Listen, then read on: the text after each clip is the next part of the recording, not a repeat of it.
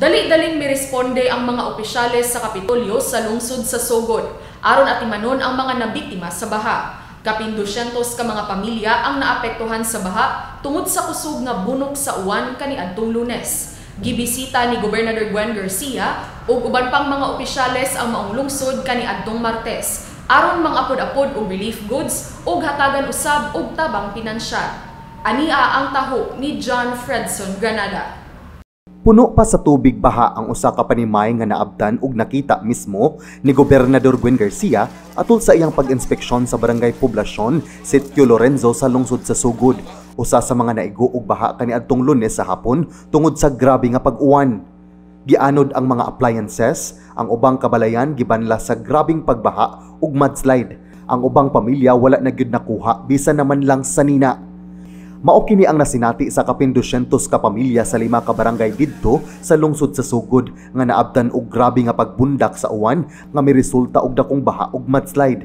Kasagaran kanila nawagtangan og panimalay ana at temporaryo nga nagpuyo sa Sugod Gym ug sa simbahan. Dali-dali nga miadto si Gobernador Garcia sa Sugod aron atimanon ug hatagan og immediate nga panginahanglanon sa mga katawhan didto ug mag-apod-apod og mga relief goods. Kauban nila ni Sugod Mayor Richard Strigan, Vice Mayor Lisa Marimonien Dorano ug Kongresista Duke Frasco sa 5 distrito. Gipahibaw ni Garcia nga mohatag ang Kapitolyo og 20,000 pesos matag pamilya ug pun-an kini og 5,000 pesos ni Kongresista Frasco. Ang maong kantidad magamit sa mga biktima sa baha aron makapalit sa ilang mga panginahanglanon, ilabi na sa uban nga nahurot gayud ang ilang mga gamit sa pag-anod sa baha. Pagkagabi imam ko wala jud ko nakatuog, naghunahuna ko sa panghitabo. Nga dili gyud lalim nga ingon ana pa lang gani ang tubig sa BTS, paglingi pa nimo tuan na 3 seconds or 5 seconds, paglingi pa nako bunlot nako, paglingi pa nako tuyok na ang tubig. Nakadagan may diri sa Pikas Bay, pero ang Pikas Bay sa akong mama guba ang bongbong, ang ako ahurot gyud tanan. Porte gina akong hilaka kay wa nagjugtoy mapunet, wa na gyud zero hasta kwarta tanan, wa na gyud porte paita. Nag-apod-apod ang Kapitolyo og bugas, food packs, dilata nga pagkaon, tualya, kagamitan sa kusina ug uban pa. Gipon-an usab kini ni Kongresista Frasco og bugas ug tubig.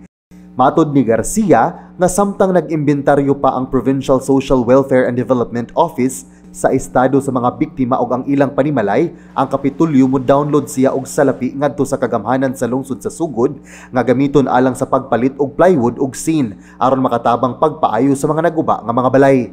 Panang uban kadaghanan nawa na gibanlas, wa na mo'y maulian. Niining dako kaayo nga bagyo nga inyong giatubang karon, inyong kasaligan nga wa mo mag-inusara. Kadtong mga totally damaged o partially damaged, sa karon pa lang ang una nato nga mapaabot kaninyo direktamente nga tabang nga cash assistance gikan sa province of Cebu, ang akong ikasaad tag 20,000 kada pamilya. Kaning mga butang nga material ra naa sa to ang kinabuhi makit-an ra ni nato.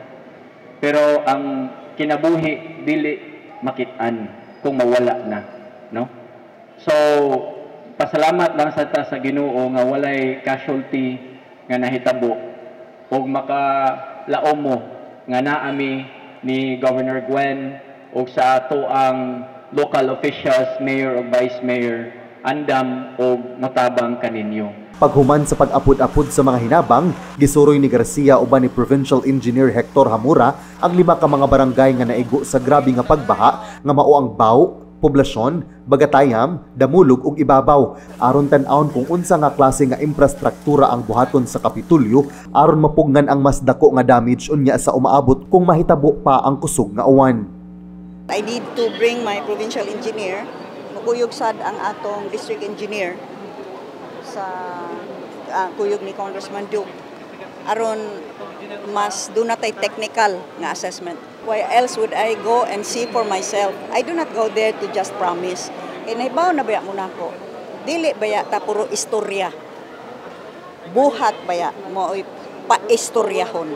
John Fredson Granada, Balita sa Sugbo.